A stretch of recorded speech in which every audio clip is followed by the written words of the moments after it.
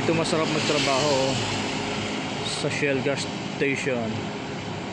Etong gasoline station na to, wala masyadong nagpapagas dito guys, oh. Kaya haya-hayang buhay dito. Kanina pa ako dito pero wala pa ako nakikita nagpapagas sa kanila.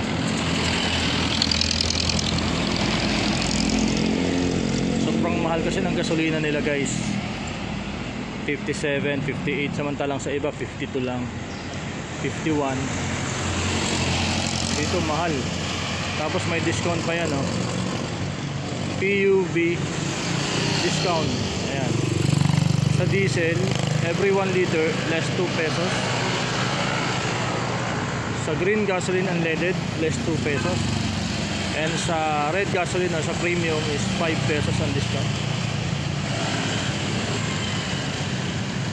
Pero wala pa rin nagpapagas dito guys, oh.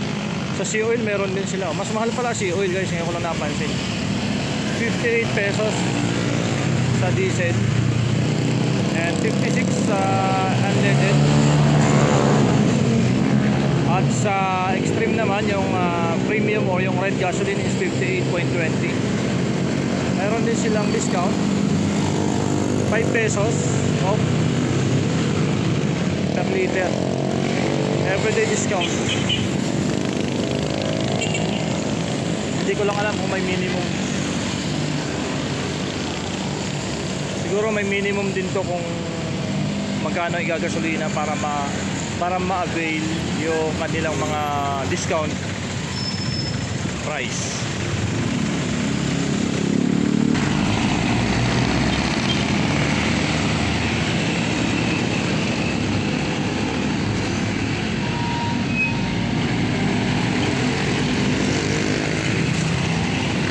Oras natin guys ay 9:29 ng gabi. So bakit ako nandito sa tabing kalsada? Of course may inaantay tayo, ano?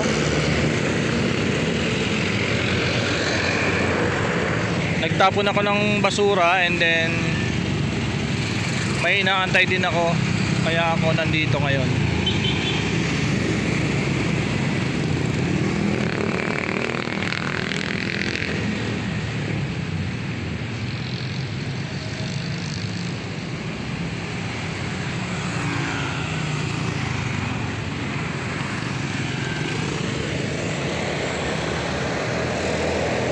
Nine 9:30 na ang oras natin.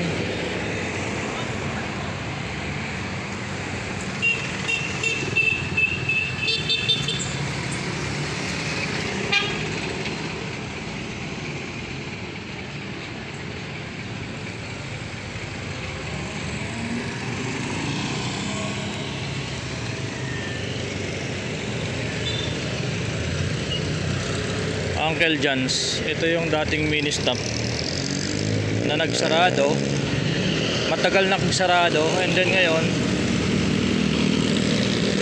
Uncle John's na rin yung papalit, coming soon.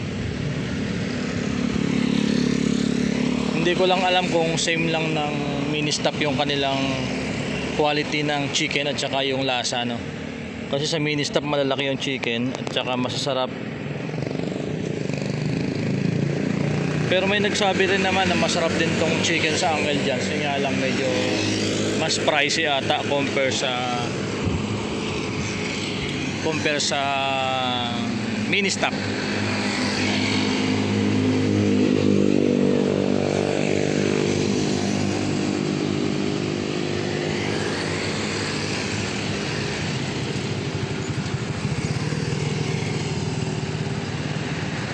Grabe guys, oh.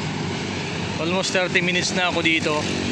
Pero itong Shell na to, wala pa ako nakikitang ni isang sasakyan kahit motorsiklo na nagpapagasolina. Ayun, meron na guys. Ayun na, pumasok.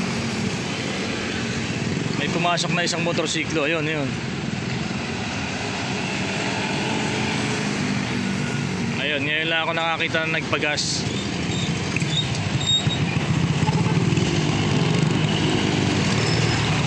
Sarap naman magtrabaho dito sa gas station na to. Hindi busy. Dati kasi guys, naka-experience akong magtrabaho sa gas station. Naging pump or pump attendant ako. Way back 2003 yata, first job ko. Sa awa ng Diyos, tumagal naman ako ng 2 buwan. Hindi ko kasi kaya yung yung singaw ng paligid, yung init at saka yung amoy ng gasolina. Yung trabaho madali lang, pero yung talagang nakakapagpasuko sa akin yung init ng paligid at saka yung amoy ng gas. Tapos doon sa 2 months na yon, guys, nakatatlong sapatos. 3 sapatos yung nasira ko. Mayroong isang safety shoes, 2 rubber shoes. Kasi ang bilis pa lang makasira ng sapatos kapag nasa gas station ka. Dahil kapag nakaapa ka ng gasolina, naluluto yung swelas ng sapatos. Tapos sobrang init talaga. Hindi biro ang magtrabaho sa gas station, guys.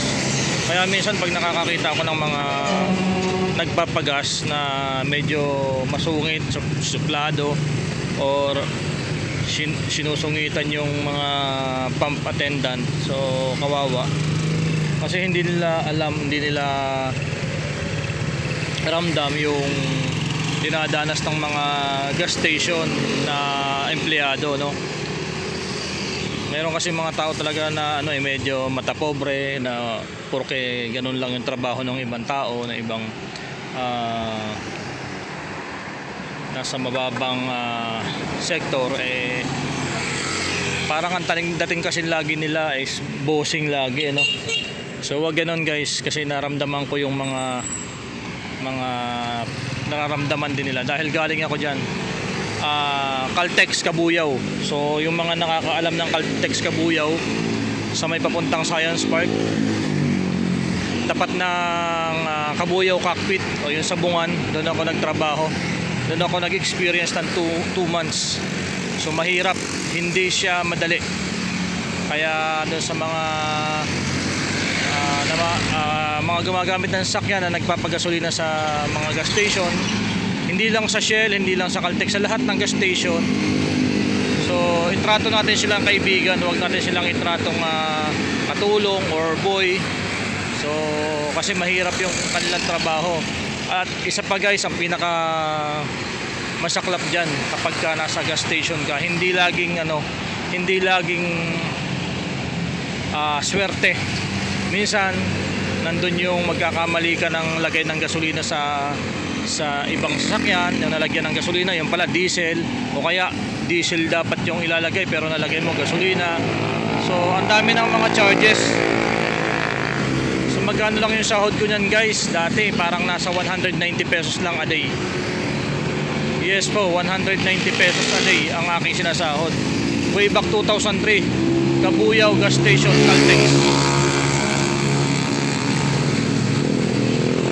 Caltex gasoline station sa Cabuyao.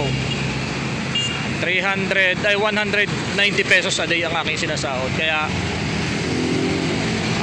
wag nating susungitan yung mga pump attendant. Okay? So yun lang, naalala ko lang nung nagtatrabaho ako sa Caltex, kaya naikwento ko. Anyway, so andito na yung aking inaantay.